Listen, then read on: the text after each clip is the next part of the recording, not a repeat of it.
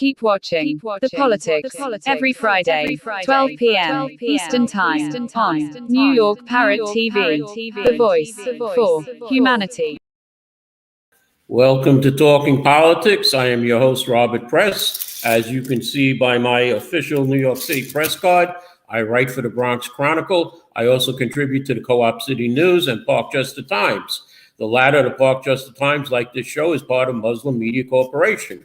The views expressed on this show are those of the host, any guest, or those of the viewers whose comments come across the bottom of the screen. Before I go into the weather, I want to wish Community Board 11 member Cynthia Rodriguez a happy 41st birthday. Cynthia's birthday, however, was yesterday, and one of her early presents was a case of COVID. So she is recuperating now, and happy birthday, Cynthia Rodriguez. And of course, when I asked her, can I come over and test my immunity? She said no, so she must care for me. Let me get into the weather now. It'll be getting warmer for Christmas, with today being the coldest of the 4 days. Today, the temperature should not get over 40, but it will be clear as it will be for all 4 days. Saturday warms up to 44 degrees. Sunday gets close to 50, and on Christmas Day, the temperature should reach 50 degrees. So if you want a white Christmas here in the Bronx, you're going to have to make your own snow. Into our politics. Former President Donald Trump has been thrown off the ballot in Colorado. But while the matter will go to the Supreme Court, there are 25 other states who want to throw Trump off the ballot, including New York. This decision is the Colorado Supreme Court said he violated Section 3 of the 14th Amendment. Section 3 of the Civil War era 14th Amendment says no person shall hold office, civil or military, under the United States who having previously taken an oath as an officer of the United States to support the Constitution of the United States shall have engaged in insurrection or rebellion. So he will be off the ballot in the Colorado Republican primary unless the Supreme Court changes that. However, Republicans in Colorado have decided not to have a primary, and they're going to caucus instead. Now, as far as people in New York State, New York's population decreased by 101,984 residents, the largest loss of any state during the 12-month period that ended July 1st of this year. According to just released Census Bureau estimates, the Empire State's population as of mid-2023 was pegged at 19,571,216, a cumulative decline of 631,104 people from the Census Bureau's updated April 2020 base count.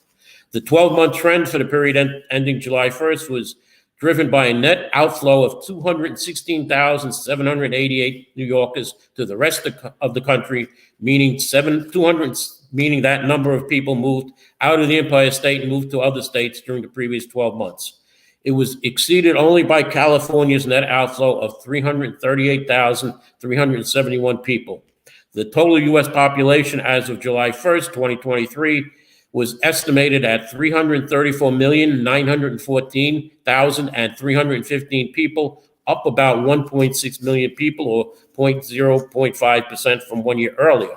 New York City in 2020 had a population of 8,804,194 people, which dipped to 8,335,897 in 2022, or a minus 5.3% net loss. The Bronx went from 1,472,656 people in 2020 to 1,379,964 people in 2022, or a net loss of 6.3%. The reason it was said is because of the COVID-19 pandemic.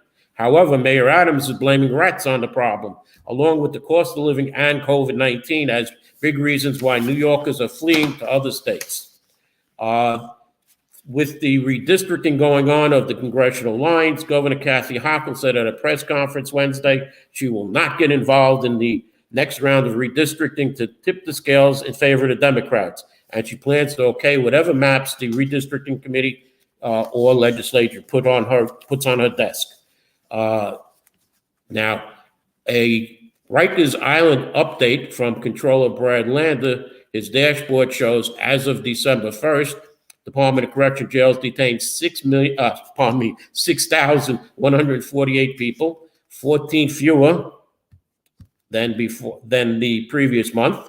1,819 people entered jails in November, 28 more people than in October, and 1,825 people were discharged, 28 fewer than the previous month. In November, the average length of detention increased to 104 days, 1 day an increase, and 20% of people held in Rikers have serious mental illness. In October, the last month the data is available. Incarcerated people missed medical appointments 13,610 times in September. The last month the data is available. The average number of uniformed staff totals 6,336, 4 officers fewer than October and November.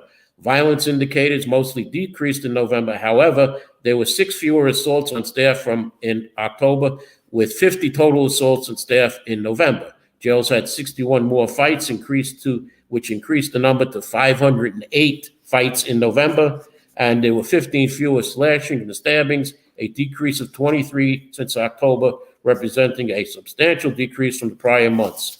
What that means is Rikers is still in bad shape, and it looks like the federal government's going to have to take it over. New York State Attorney General James and Governor Hochul, along with Office of Cannabis Management, shut down an illegal cannabis store in Bay Ridge, Brooklyn, Big Chief Smoke Shop, for operating without a license. This smoke shop sold cannabis for months without a license and ignored repeatedly orders by OCM and other law enforcement authorities to stop operating. Investigators from the State Taxation Department and Finance inspected the store on 2 occasions and confiscated more than 600 pounds of cannabis and cannabis products that were not tested by OCM. In addition to shutting down the store, the AG and OCM are seeking penalties from the store owner and the owner of the building where the store was located for allowing an unlawful business to operate on the property. This is the 9th unlicensed cannabis store that was shut down by the AG and OCM. Civil penalties can require the store owner to pay up to $10,000 a day for each day which he sold cannabis without a license, and up to $20,000 for each day the individual continued to sell cannabis after receiving an order to cease operating from OCM. Under the cannabis law, building owners can be fined $10,000 per day for allowing unlicensed sales of cannabis on their property. However, there's one thing about this confiscated cannabis. No one has said, and there's no provision in the law as to what is going to happen to all this illegal cannabis that's confiscated. Moving on to the city council, they introduced at their last council meeting of Wednesday of 2023, there were 4 intros passed.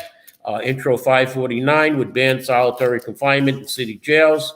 Intro 586A would require the NYPD to publicly report all police civilian investigation stops. Currently, they're only required to issue reports on level 3 or reasonable suspicion stops. Intro 781A would require the NYPD to document information surrounding vehicle stops, including the justification for the stop and whether the observed offense was cited as justification. Intro 585A would require the NYPD to turn over body-worn camera footage to the Department of Investigation Inspectors General for the NYPD within 10 days of receiving a request, unless disclosure is prohibited by law. Mayor Adams is exploring options on these bills because he says what you're going to do is you're going to slow down officers. They'll be writing reports and they won't be out on the streets handling crime. All the intros, by the way, were all passed with veto-proof numbers. Now, as far as we get into budget cuts, Mayor Adams has kicked open the door to tax hikes and city layoffs and is blaming the Biden administration for the threatened wallops to taxpayer wallets.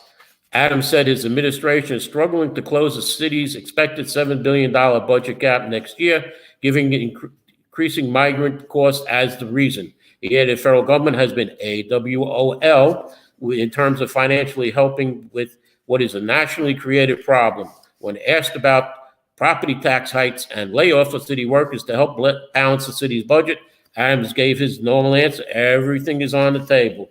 Asked where the layoffs will begin. His answer was, again, everything is on the table. Meanwhile, the mayor's political approval ratings have sunk in recent weeks thanks to widespread pushback on the spending cuts he ordered earlier in the year and to try and bring the budget under control. The cuts have resulted in libraries ending their Sunday hours and lawmakers warning the reductions will lead to less maintenance and fewer trash pickups in city parks. He is pushing for more budget aid from Albany, which has already provided $1.9 billion. By comparison, the federal government has only provided $156 million. I don't see relief in sight coming from Washington. Adams said on Tuesday, we're going to need more help from the state in this budgetary season. He also added, we must have a balanced budget every 2 years by law. And my final item before I go to the commercial is Mayor Adams fired off a letter Tuesday calling on the owners of every migrant shelter to start offering up rent reduction proposals and other cost-saving measures or risk losing their contracts. Where real estate costs are too high, the city will consider immediate closure of facilities and termination of existing space agreements. The administration called on the shelter landlords to submit their cost-cutting proposals by December 29th, which is a few days away. More than 67,300 migrants are currently being put up into 214 taxpayer-funded shelters scattered across the 5 boroughs at a cost of more than $7 billion already. The move comes after the mayor faced widespread backlash about his 2024 fiscal plan, cutting an initial 5% to the budget and asking for another 5%. Under the plan, the mayor said migrants' costs were set to be slashed by 20%, in part by reducing staffing and services. Now, let me stop here and go to a commercial. When I return, I will have a brief update on the December 19th Community Board 11 full board meeting and introduce my guests for today, Mr. Darnie KBorn Rivers and Ms. Grace Lovick, and what both of these people, one from the west side, Mr. KBorn, and Grace from the east side, have in common. So let's go to our commercial, please. In a world where the quality of information available to poorer communities is doctored, tainted, and sometimes regressive, where the words fake news have come to mean other people's opinions, it is vital to rely on news platform with journalists who have feet on the ground and can report the truth. New York Parrot, a New York-based national and global news outlet, is changing the narratives of media operations. We focus on the news that matters, like self-empowerment, entrepreneurship, finances, health, security, politics, and more.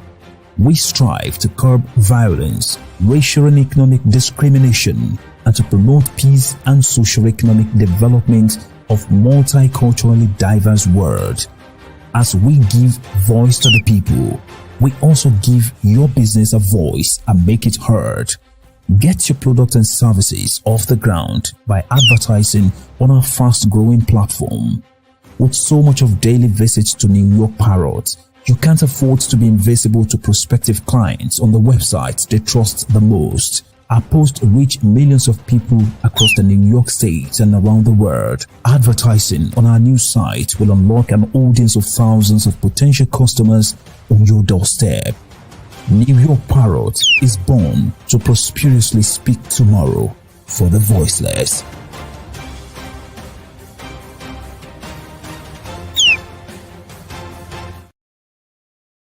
Okay, welcome back. I see I have both guests here, but first, let me give you an update on Tuesday's Community Board 11 meeting. There was no fighting at Community Board 11 at that meeting. There was no problems because there was no meeting. The meeting was canceled at the last minute. And as I see Grace shaking her head, she was on her way to that meeting, and as were several of the people, and the meeting was canceled 90 minutes before the end. Now, let me welcome KBorn on. KBorn, can you hear me? Yes, I can hear you. Could you hear me clear? Yes. I know you're a West Side activist, and there's one thing that you and Grace have. I know, Grace, I'll get to you in a minute. I want to go to KBorn first. Tell us a little bit about the West Side, what you're doing, and this petition that you have. My name is Donnie KBorn Rivers. I'm a founder of a nonprofit organization named I Am My Community, Inc. We promote public safety through mental health awareness programs. We have parenthood programs.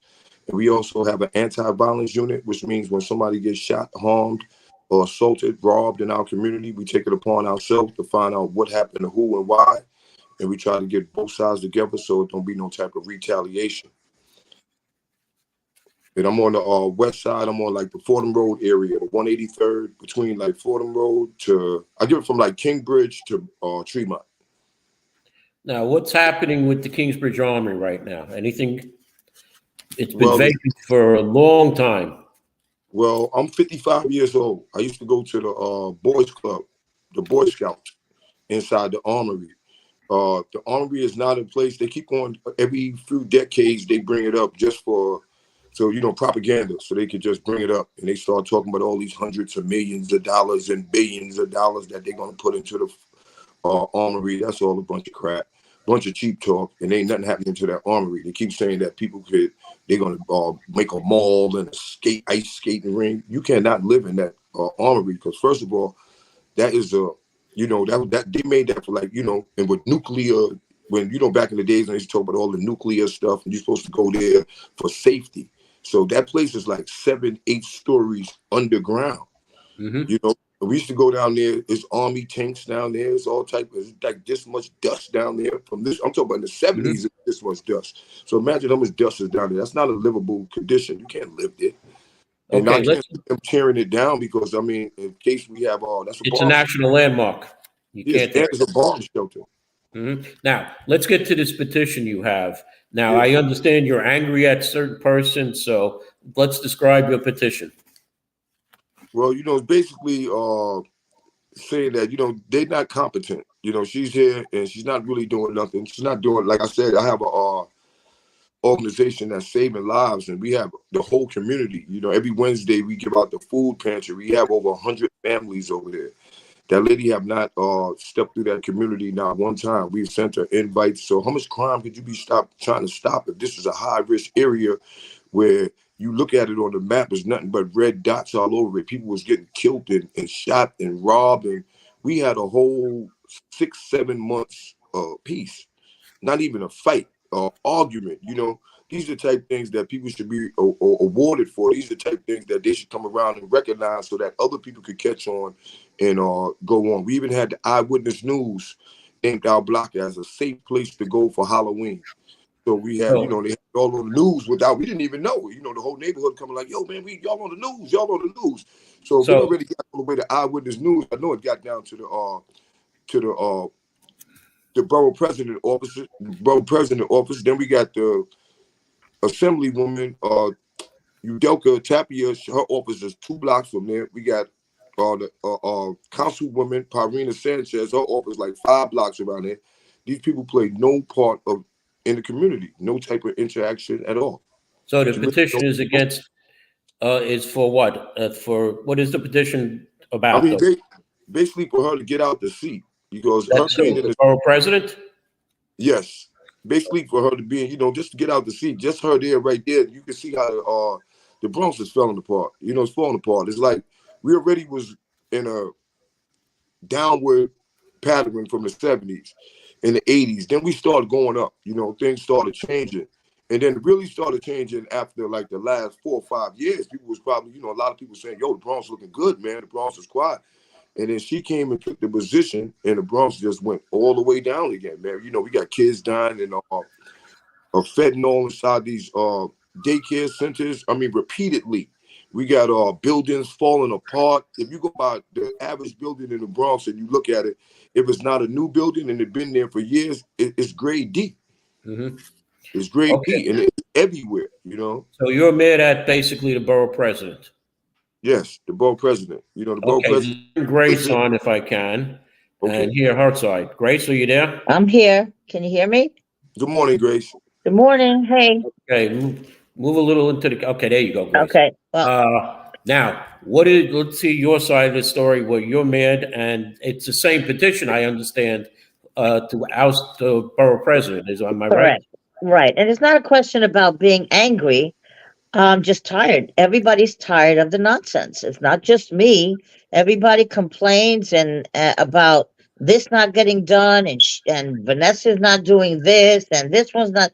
But they all they're doing is talking. I'm actually putting something into action. I'm trying to give Vanessa a notice, but she needs to be put on notice that she needs to either straighten up and fly right and do right by the community, or she's gone. She's gone. Whether or not we can remove her, have her removed.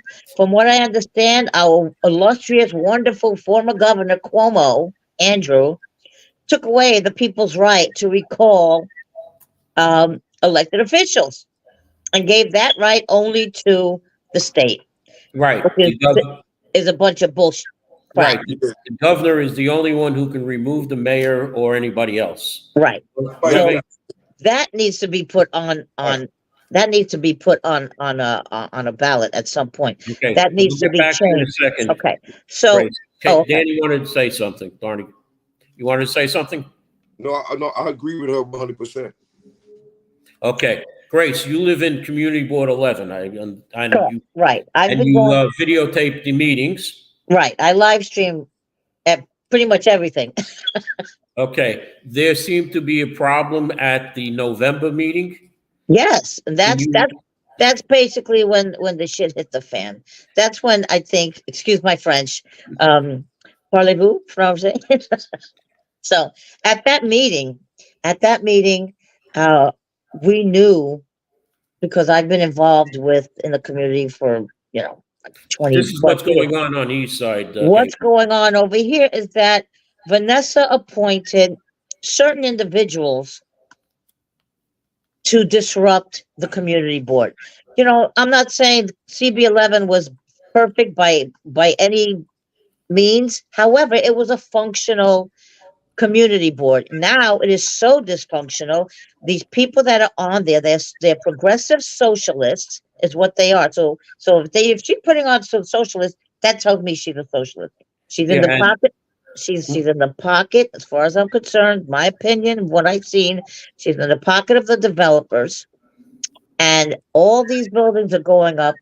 She's in with the mayor with rezoning the city of Yes. She's all for that. But yet she came to this meeting.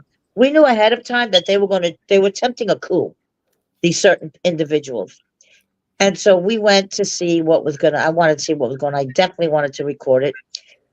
Vanessa showed up. Who knew she was going to show up with her camera crew? That was her photo op. She came and made this whole big speech.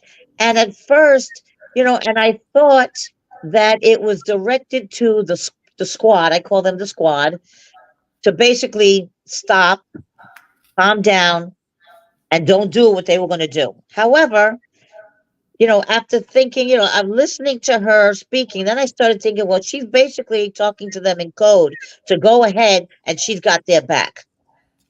So what did they do? They went ahead with what they planned on doing. They're trying to remove Bernadette Ferrara, the first female chair of Community Board 11, and Al D'Angelo, who's the vice chair. Now, both of those people have been community advocates, activists, leaders for decades. Long before these people, I don't even know if they were born yet. Definitely some of them weren't born when Al has been around. And Bernadette, she's not as old as Al, but they were probably children when she started getting involved in the community. So, and these people are not, to me, as far as I know, they're not from the community. I've been going to community board meetings for, let's say, 10 years, okay? I have tried to get on the community board. Ruben Diaz promised he would put me on. He was a liar. Mark Jonai said he would look at it and get back to me. Another liar. They never put me on because, in my opinion, I am a very strong, opinionated person, and I tell it like it is, and that's that. If you don't like it, challenge me or rebut me, whatever. Come up with your own. But anyway, so at this meeting, they went ahead. They went into executive session, which they really shouldn't have done. They had no reason for executive session, but they went into executive session to basically rule, because they have the numbers now. There's like at least 9 of them or more. They have the numbers to overrule any common sense. So they went in executive session, they come out, they voted to form a committee to remove Bernadette Ferrara as chair and Al D'Angelo as vice chair. However, at the end of that meeting, when I waited till the end. Most people left. When they let us back in, there was so much disrespect towards Bernadette and Al. And at one point, Malcolm Gray shot the bird. And I have the video and I have the picture to prove it. I saw it. I wasn't the only witness. And that's not the first time. Miguel Dyer also shot the bird at a community member during a committee meeting. Why are these people not removed? Why are they still there? Vanessa has gotten complaint after complaint after complaint, not only from the community board, from you, Bob. She's not answering your FOIL request. I mean, listen, she needs to either remove these people or she needs to go. And it's just that simple. And whether or not we can remove her, at least she's going to be put on notice that we are not happy with her decisions. She's not doing what's right by the community. She's destroying our communities with her involvement with the real estate developers and all the other things that she's doing to mess this area up. Okay, let me bring KBorn back in for a second. You live in Community Board 6, if I'm not mistaken, correct? Community Board 3. 3. Okay. Yeah. Okay. What is happening? Have you gone to Community Board 3 meetings? Well, the meetings was canceled because of COVID, and then when they came back in, they're supposed to have. I used to go when it was on Burnside, but now they moved to Bronx Community College. Now check this out: the board specifically came to me, asked me to apply to be on the board. I fit all the criteria. Everybody wanted me on the board. I applied to go on the board. Vanessa Gibson personally sent me a letter telling me that I couldn't get on the board until she have some type of meeting in March. And if some people was available or some spaces available in March, then she would reconsider me getting on the board. So that right there tells you right there that she's playing games right there. Who are you? I mean, she's putting in the people, like the Queen said, that she want to put in there to disrupt. If the community wanted me on the board, I got all the criteria to fit on. I got certificates, I got this, I got everything. I've been living in that community for 47 years. I graduated from Bronx Community College. Vanessa Gibson is nowhere near from that community. She probably haven't been in the Bronx in 47 years. Well, I know, KBorn, I know her as an assemblywoman, as a councilwoman, so she's been in the Bronx at least 20 or 30 years.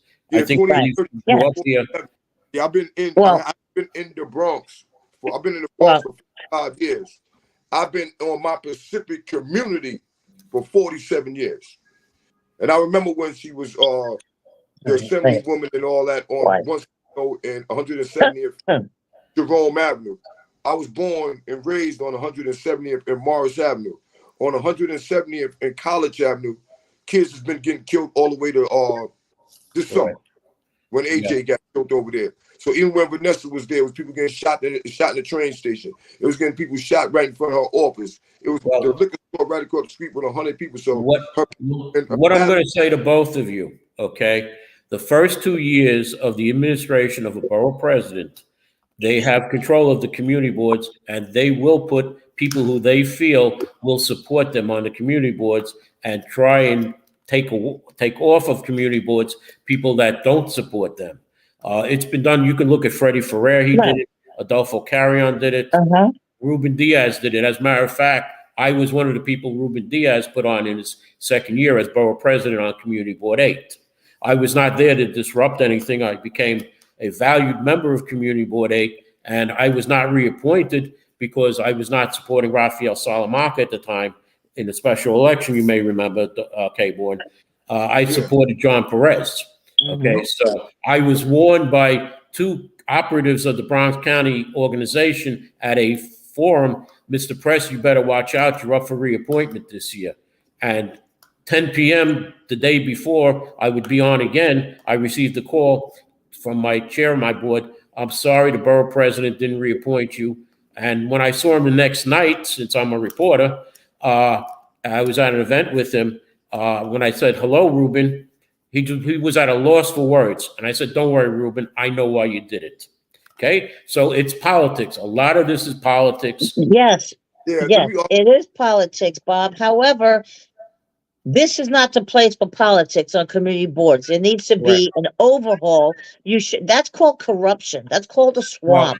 All right. The same thing. Wait, also wanted to say that, I know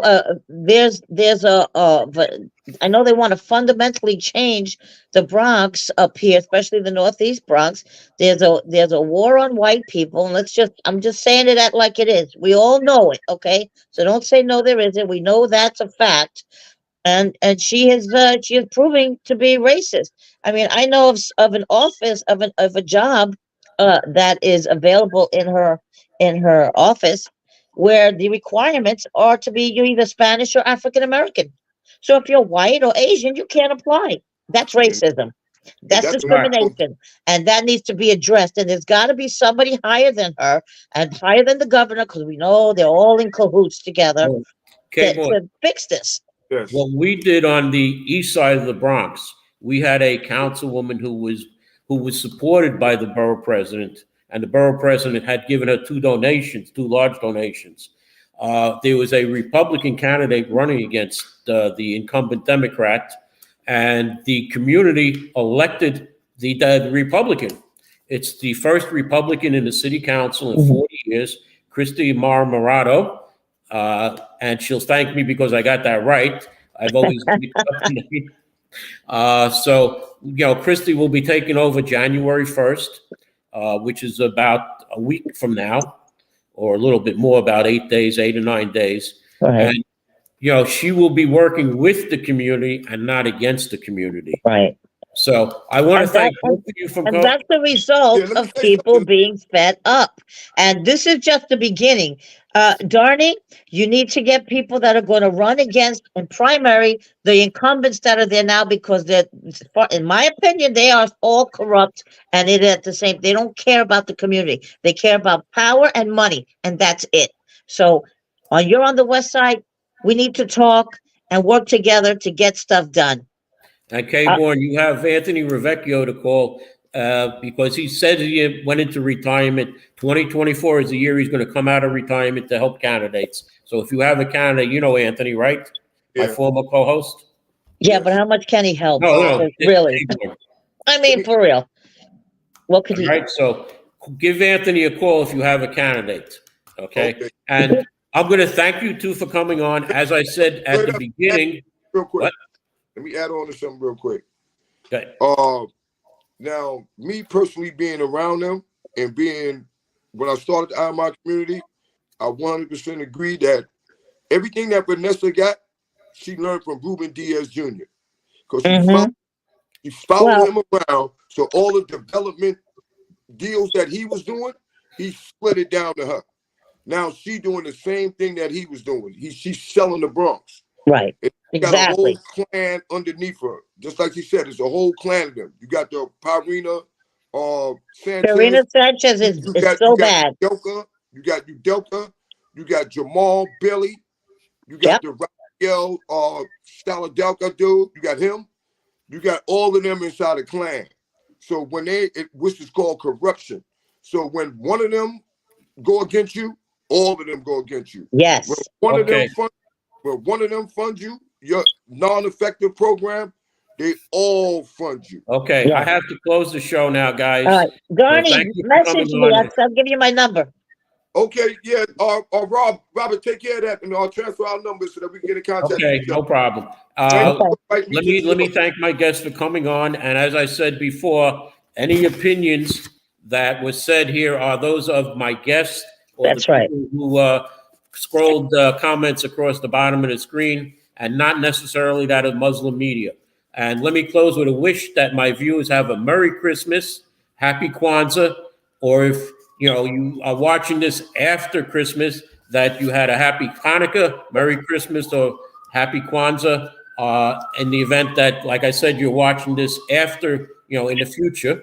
And next week, I'll have a look at 2023 a look back at 2023, and a look ahead to 2024. And I want to thank my viewers for watching and my guests for coming on. Thank you. Thank you so much. Merry In a world where the quality of information available to poorer communities is doctored, tainted, and sometimes regressive, where the words fake news have come to mean other people's opinions, it is vital to rely on news platform with journalists who have feet on the ground and can report the truth. New York Parrot, a New York-based national and global news